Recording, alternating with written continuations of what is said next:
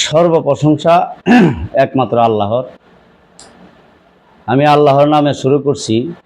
আপনাদের মাঝে আমি কিছু কথা আজ বলবো ধর্মীয় বিষয় নিয়ে। অ্যাকচুয়ালি এই পৃথিবীতে অনেক ধর্ম আছে, তো আজকে আমি হিন্দু ধর্ম নিয়ে কিছু কথা আমি বলবো। হিন্দু ধর্ম নিয়ে আসলে হিন্দু ধর্ম বলতে কি বোঝায়, বা তারা বলে সনাতন ধর্ম। হিন্দু সম্প্রদায় যারা আছে তারা কাছে যখন এই ধর্ম সম্বন্ধে কোনো কিছু জিজ্ঞাসা করা হয়, তাহলে তারা বলে যে হিন্দু ধর্ম বলতে কিছুই নাই। কারণ কোনো এক সময় মানুষ, একটা নদীর নাম ছিল সিন্দুর নদী, সেই সিন্দুর নদীর তীরে মানুষ বসবাস করত। এখান থেকেই মানুষ তাদেরকে হিন্দু বলে। হ্যাঁ, হিন্দু বলে। তাই তারা এটাকে অস্বীকার করে আর কি, যে ওই সিন্দুর নদীর তীরের থেকেই এই নামটা আসছে, আসলে আমরা এই ধর্মের লোক না। তারা বলে যে তারা সনাতন ধর্মের লোক। তো এই বিষয়ে যদি তাদেরকে জিজ্ঞাসা করা হয় যে সনাতন ধর্ম বলতে কি বোঝায়, তখন তারা বলে সনাতন শব্দের অর্থ হইল পুরাতন ধর্ম। তার মানে পৃথিবীতে যত ধর্ম আসছে সমস্ত ধর্মের আগে সনাতন ধর্ম আগে, সবচেয়ে পুরাতন ধর্ম এটা। সনাতন শব্দের অর্থ পুরাতন। তারা বলে সমস্ত ধর্মের আগের ধর্মবিধায়ী, এই কারণে বলা হয় পুরাতন ধর্ম। আচ্ছা যাও, আমি তাদের মতে যাইতেছি না। অনেক মানুষের অনেক মত থাকতেই পারে। অ্যাকচুয়ালি পৃথিবীতে এই যে ধর্মগুলি কোথা থেকে আসলো, কিভাবে আসলো, এটারও তো কিছু গোপনীয়তা আছে। যে সমগ্র সৃষ্টি আসলে কে করলো, এই মানব জাতির ভিতরে এত দল কেন, আর এক এক দল এক এক রকম ভাবে ধর্মটাকে পালন করে, এটারও তো একটা বোঝার বিষয় যে এক এক ধর্ম এক এক রকম ভাবে পালন করা হয়। আসলে ধর্মের নেতারা এই পৃথিবীতে যারা ধর্মের নেতৃত্ব দিয়ে গেছে, তারা আসলে এই এক এক ধর্মের নেতা এক এক রকমই বলছে। প্রত্যেকের ধর্ম কিন্তু প্রত্যেক নেতাই নিজের ধর্মটাকেই প্রাধান্য দিয়ে গেছে। এভাবেই আছে পৃথিবীতে, এভাবেই চলছে। দেখবেন এক ধর্মের লোক আর এক ধর্মের খারাপ বলতেছে, যে আমার ধর্মের লোক স্বর্গে যাবে, আমার ধর্মের লোকই সঠিক, আমার ধর্মের লোকই ভালো, বা আমরা সঠিকে আছি, সত্যের ভিতরে আছি। আবার অন্য ধর্মের লোকের সাথে যখন কথা বলবেন, তখন বলবে না, আমাদের ধর্মের লোকেই জান্নাতবাসী হবে, আমাদের ধর্মটাই সঠিক। তো এগুলি তর্ক বিতর্ক তো আমি মনে করি ঠিক না। কারণ পৃথিবীতে যত ধর্মই আসছে, যত নেতাই আসছে, তো আমরা যদি অ্যাকচুয়ালি এই মনে করেন পক্ষ বিপক্ষ না কইরা এই ধর্মগুলিরে আমরা বিশ্লেষণ করি যে আসলে বিষয়টা কি, ধর্মের বিষয়টা কি, বিশ্লেষণ করতে আমরা চেষ্টা করি, তাহলেই কিন্তু আমাদের কাছে ক্লিয়ার হয়ে যায়। তাহলে এই দল থাকে না। আর জাত, এক এক জাত ভেদাভেদ থাকে না। কারণ সমগ্র সৃষ্টি যে করছে হে তো একজন, তার তো কোনো খণ্ড নাই, এক ও অদ্বিতীয়, সমগ্র সৃষ্টি যিনি করছে উনি তো একজন। তাহলে আমাদের মানব জাতির ভিতরে এত দল কেন, এত দল হবে কেন? তাহলে আমাদের বুঝার বিষয়, বুঝার কারণেই এরকম। তো যাই হোক, আমি কিছু কথা আজকে হিন্দু ধর্ম বিষয় নিয়ে কিছু বলবো আপনাদের মাঝে। বিষয়টা হইল, হিন্দু শব্দের অর্থ ইচ্ছা, আর ধর্ম শব্দের অর্থ কর্ম। এখন বুঝেন যে হিন্দু শব্দের অর্থ যদি হয় ইচ্ছা, ধর্ম শব্দের অর্থ যদি হয় কর্ম, তো ইচ্ছার কর্ম, ইচ্ছার কর্ম। আচ্ছা, সনাতন শব্দের অর্থ যদি হয় পুরাতন, তো আমরা যদি এটা বুঝতে যাই, পুরাতন বলতে কি বোঝায়? ধর্ম শব্দের অর্থ যদি হয় কর্ম, আর সনাতন শব্দের অর্থ যদি হয় পুরাতন, পুরাতন কর্ম বলতে কি বোঝায়?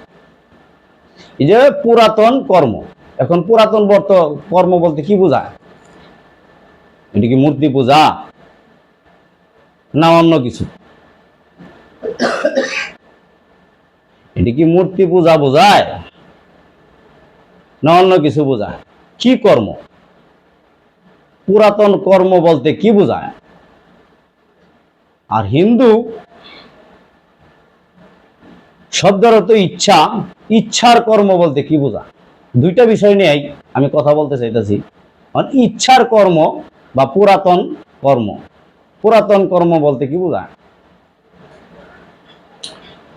তো এখানে আমি বলি, বিশ্ব ব্রহ্মাণ্ড যখন সৃষ্টিকর্তা একজন সৃষ্টি করছে, তখন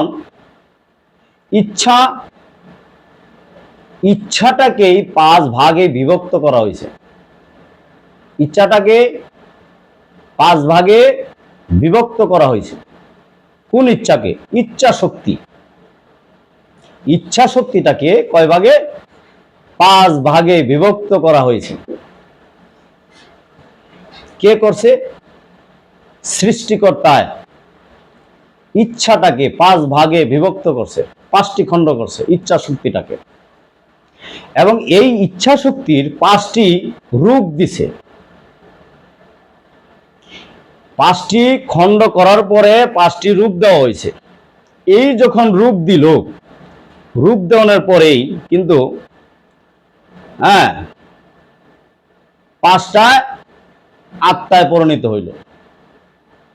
কি 5টা আত্মার নাম কি? জীবাত্মা, পরমাত্মা, আত্মার রাম, আত্মার রামেশ্বর, ভূতাত্মা। তো দেখেন, আমরা যদি সৃষ্টির শুরু থেকে আমরা এই বিষয়গুলি বুঝি, তাহলে তাদের কথা একবারে অযৌক্তিক না। কিন্তু বুঝতে হবে যে এই যে আমি বললাম অযৌক্তিক না, তো যৌক্তিক কোনটা, যুক্তিসঙ্গত কোন বিষয়টা, এটা বুঝতে হবে। যেরকম জীবাত্মা, পরমাত্মা, আত্মার রামেশ্বর, আত্মার রাম, ভূতাত্মা, এই 5টা আত্মাই কিন্তু 5 ভাগে বিভক্ত, এবং 5টারই কোনোটার সাথে কোনোটা 5টাই কিন্তু আমি দাবি করে। মূলত প্রত্যেকটা মানব জাতির ভিতরে 5টা আত্মা, প্রত্যেকটা মানব জাতির ভিতরেই এই 5টা খণ্ড ঢুকাইয়া দিছে কে? সৃষ্টিকর্তা।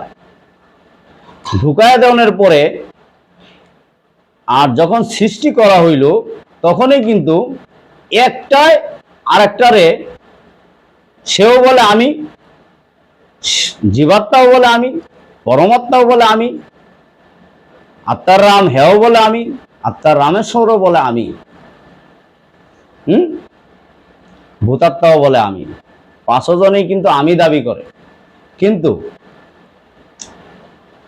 কেউ কারে কিন্তু এখনো অবধি যারা সাধক তারাই আমার কথাগুলি বুঝতে পারবেন। যদি নিজের দেহের ভিতরে আপনার কোনো সাধন থাকে, নিজের দেহের ভিতরে যদি কেউ প্রবেশ করেন এবং এই আত্মা সম্বন্ধে আপনার জ্ঞান থাকে, তাহলে কিন্তু আপনি আমার এই কথাগুলি বুঝতে পারবেন।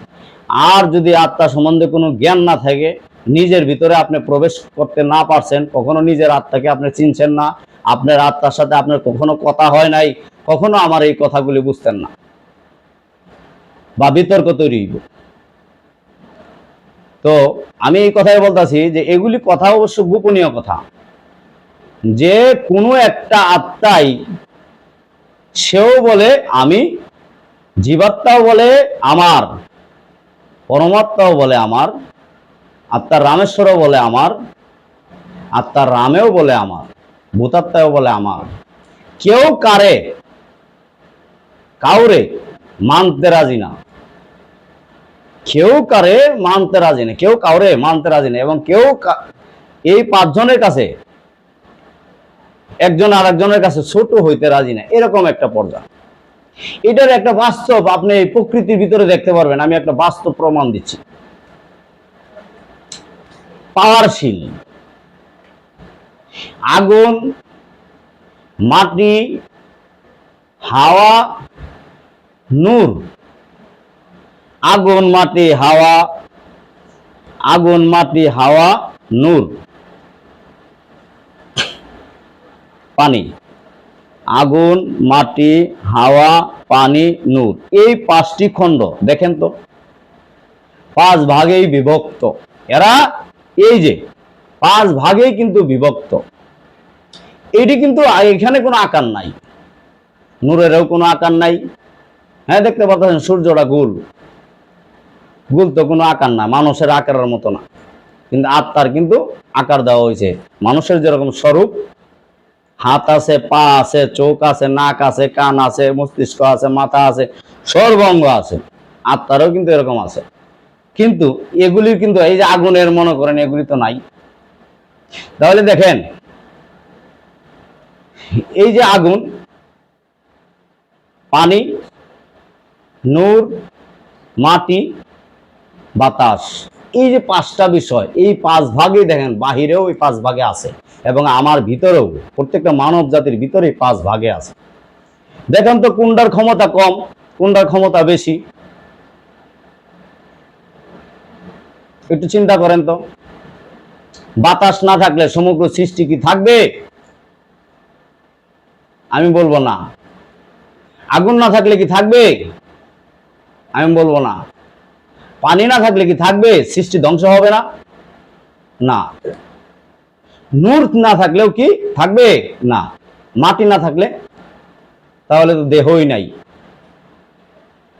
জীব মাত্রই মরণশীল, এবং জীব যদি দেহ গঠন করতে চায় তাহলে মাটি লাগবে। জীবাত্মাটা যদি দেহ গঠন করতে চায়, দেহ নিতে চায়, তাহলে কিন্তু মাটির একটা আকৃতি ধারণ করতে হবে, মাটির দেহের ভিতরে ঢুকতে হবে, প্রকাশ হইতে হইলে। তাহলে বিষয়টা বুঝেন, কেউরে ছাড়া কেউ না। ঠিক আমার দেহের ভিতরে, প্রত্যেকটা মানব জাতির ভিতরে ঠিক এরকম, কেউরে ছাড়া কেউ না। এখন আমি বলতে চাইতেছি, এই কথাগুলির ভিতরে হিন্দু ধর্মের বলতে কি, এগুলি কি বলতে চাইতেছে?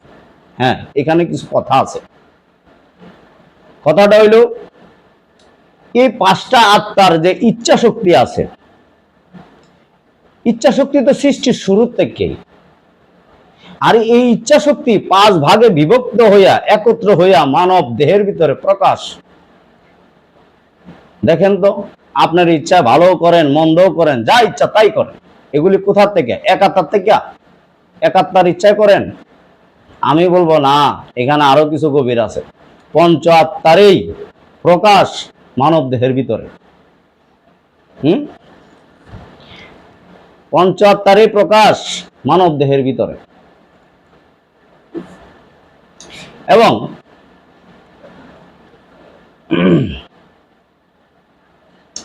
এই যে আপনারা হিন্দু শাস্ত্রের লোকে আপনারা বলেন যে পুরাতন, সনাতন ধর্মের অর্থ, সনাতন শব্দের অর্থ পুরাতন। হ্যাঁ, এই কথাটাও আপনারা জাগায় নেন, জাগায় নিয়ে বুঝেন বেজাগায় বুঝলে ধর্ম বিষয়ে কিছুই বুঝতেন না, শুধুই খালি হই হুল্লা, শুধুই খালি হই হুল্লা করে এই পৃথিবীর থেকে বিদায় নেবেন, কিছুই পাবেন না। দেবতা বিষয় বুঝেন, অবতার বিষয় বুঝেন, নিজের বিষয় বুঝেন, এবং 18টা মুকামে 18টা দেব দেবতা আছে, এগুলি কেন, এগুলি আগে বুঝেন। এদের চরিত্র আপনার মাঝে প্রকাশ কেন, এগুলি আগে বুঝেন। শ্রীকৃষ্ণের 8টা নাম, মা দুর্গার 88টা নাম কেন, এগুলি কি, এই গুণ কোথা থেকে আসলো, এগুলি দেখবেন এই গুণ আপনার মাঝে সব প্রকাশ। আপনিও এই গুণের অধিকারী, কিন্তু বুঝতে হবে আগে আপনি এই গুণের অধিকারী কিভাবে, কিভাবে। আর যদি না বুঝেন তাহলে বৃথা। বুঝতে হবে এবং এই গুণের গুণে গুণে গুণান্বিত আপনার হইতে হবে। আচ্ছা, যাই হোক, একটু বিষয় যাই। হ্যাঁ, পুরাতন বিষয়টা সৃষ্টির শুরুর থেকেই, যখন তারা 5 ভাগে বিভক্ত হয়েছে, তারা নিজেরাই কিন্তু এখান থেকে শুরু, সৃষ্টির শেষ পর্যন্ত। হ্যাঁ, এই ইচ্ছা শক্তি থাকবে, ইচ্ছা শক্তিটাই কিন্তু পুরাতন, এটার কোনো বিনাশ নাই, এটার কোনো ধ্বংস নাই। এই ইচ্ছা শক্তি পৃথিবীতে বা সৃষ্টি যতদিন আছে, কর্ম, এই যে ধর্ম শব্দের অর্থ কর্ম, এই কর্মফল যতদিন আছে ইচ্ছা শক্তি ততদিন থাকবে। হিন্দু শব্দের অর্থ কি, ইচ্ছা। ইচ্ছা শক্তি সমস্ত মাকলুকাতের সৃষ্টি যতদিন আছে ততদিন থাকবে, ইচ্ছা শক্তি থাকবে। এখন আপনারা যে বলেন যে পুরাতন সনাতন বাদ, এই হিন্দু বাদ দেন, আগে হিন্দু শব্দটা কে রাখছে, কেন আসলো, এটা বুঝেন আগে। বাদ দেন কেন, কোন জ্ঞানী লোকে এই কথাটা প্রকাশ করলো, আগে বুঝছেন নি, হেয়ারে চিনছেন, আগে চিনেন। সেও একজন মহৎ লোক ছিল, সেই সৃষ্টির রহস্য বুঝেই কিন্তু এগুলি প্রকাশ করছে। সনাতন শব্দের অর্থ পুরাতন, ঠিক আছে, এটাও, এই কথাটাও ব্যাঠিক না, এবং হিন্দু শব্দটা এটাও কিন্তু ব্যাঠিক না। এই দুইটা বিষয়েই কিন্তু সৃষ্টির শুরু থেকে এবং সৃষ্টির শেষ পর্যন্ত থাকবে। এই ইচ্ছা শক্তির সাথে সমগ্র দেব দেবতা জড়িত, অবতার জড়িত, ভগবান জড়িত, সমগ্র সৃষ্টি জড়িত এই ইচ্ছা শক্তির মাঝে। এখন ইচ্ছাটাই কিন্তু, যেহেতু শুরুর থেকে ইচ্ছা, এই ইচ্ছা সৃষ্টির শেষ পর্যন্ত থাকবে, এটাই কিন্তু পুরাতন। এই যে বলেন পুরাতন, এটাই কিন্তু পুরাতন, সৃষ্টির শুরুর থেকে, যেহেতু এর আগে তো কিছু ছিল না, এটাকেই যখন খণ্ড করা হয়েছে তাহলে কি, এটাই কিন্তু পুরাতন। তাহলে সনাতন শব্দের অর্থ পুরাতন। এখন পুরাতন কর্ম কি, ধর্ম শব্দের অর্থ কর্ম। এখন পুরাতন কর্ম বলতে কি বোঝায়, এইগুলি আমরা আগে বুঝি। পুরাতন কর্ম বলতে কি বোঝায়,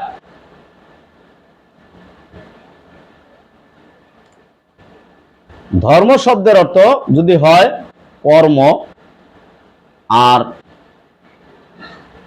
সনাতন শব্দের অর্থ যদি হয় পুরাতন, পুরাতন কর্ম বলতে কি বোঝায়, এই পুরাতন কর্ম মানব দেহের বাহিরে তো না। বাহিরে কেন খুঁজেন আপনারা, মানব দেহের ভিতরে আসেন, এখানে ভগবান প্রকাশ, ভগবানের স্থান আছে, প্রত্যেকটা দেব দেবতার স্থান আছে। মানব দেহের ভিতরে প্রবেশ করেন, তাকে চিনার চেষ্টা করেন, কে কোথায় আছে, তারা কারা। অবশ্যই আমি মনে করি, যদি আপনারা নিজেকে নিজে চিনতে হয়,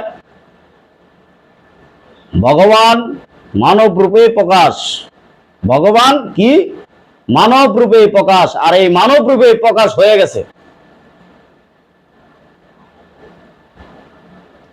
রাম নামক এক দেব অবতার, সেও কিন্তু মানুষ রূপে ছিল। যাকে বলেন মহাদেব, হেও কিন্তু মানুষ রূপে ছিল, না অন্য কোন রূপে ছিল? হ্যাঁ, যাকে বলেন শ্রীকৃষ্ণ, সেও কিন্তু মানুষ রূপে ছিল। যাকে বলেন দুর্গা বা মা কালী, সেও কিন্তু মানুষের রূপে। রূপটা মানুষের। এই দেখেন তো একটু চিন্তা কইরা, আপনিও মানুষের রূপে, আপনিও তো মানুষের রূপে। তাহলে এই বিষয় কি? ভগবান শ্রীকৃষ্ণের যেরকম একটা রূপ আছে, আপনারও একটা রূপ আছে, সেই রূপের সাথে অন্য কোন রূপের মিল নাই। যেমন ভগবান শ্রীকৃষ্ণের রূপের সাথে অন্য কোন রূপের মিল নাই। এক ও অদ্বিতীয়, দেখেন রূপে এনে সাক্ষী দিব, এই রূপ এক ও অদ্বিতীয়, কোনো দ্বিতীয় নাই।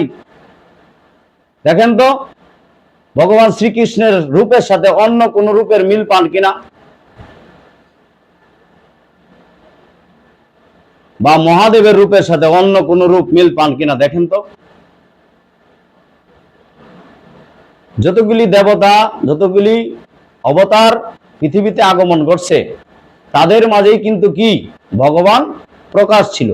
তো আপনার মাঝে কি প্রকাশ না? দেখেন তো আপনার রূপটার সাথে অন্য কোন রূপের সাথে কোনো মিল আছে কিনা। এক ও অদ্বিতীয়, এই দ্বিতীয়, তার কোনো দ্বিতীয় নাই। এখানে খুঁজেন, খুঁজে আপনার মাঝে ভগবানকে, ভগবানের গুণগুলি আনেন, এই গুণে গুণান্বিত হন, হওয়ার পরে দেখবেন আপনার মাঝে ভগবান প্রকাশ। আপনার মাঝে কি ভগবান প্রকাশ। আপনারাই বলেন, গুরুই ভগবানের স্বরূপ। তাহলে গুরুর কাছে যান না কেন? গুরু বাদ দিয়ে অন্য কিছু কি? গুরুর কাছে যান। এই যে লোকনাথ ব্রহ্মচারী, সে তো গুরুর কাছে গিয়া গুরু বিদ্যা নিছে। গুরু বিদ্যা নিয়ে অনেক বছর সে সাধনায় মগ্ন ছিল। মগ্ন হইয়া কিন্তু সে একটা কিছু হয়ে গেছে। আমি মনে করি গুরু বিদ্যা নেওয়ার দরকার, গুরুদেবের কাছে যাওয়ার দরকার। কিন্তু কামেল গুরু লাগবে, যেই গুরু নিজেকে চিনছে, যেই গুরু ভগবানকে চিনছে, যেই গুরুর সাথে ভগবানের সম্পর্ক আছে, যেই গুরুর মাঝে আপনি ভগবানকে পাবেন, ভণ্ড গুরুর কাছে না। তো এই কথা বলে আজকে আমি বিদায় নিলাম। আল্লাহ হাফেজ।